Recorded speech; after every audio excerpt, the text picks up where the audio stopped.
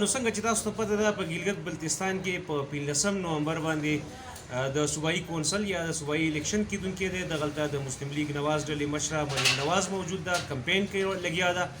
په دغه کمپین کې هغې لوی لوی جلسې کړي دي د ګلګت بلتستان په مختلفو سیمو کې دغه ویډیو کې تاسو وکتل چې مقامي ځوانانو مشرانو په یوه جلسه کې په مقامي موسیقۍ باندې مقامي اتڼ کوو چې ډېر خوندور اتڼ دی د دغه انتخابونو د دغه ټاکنو او د دغه جلسو په حواله به نور معلومات د BTN پښتو پیډیا سره وخت په وخت تاسو درکوو د وخت راکولو لپاره یو جهان مننه کورم ودان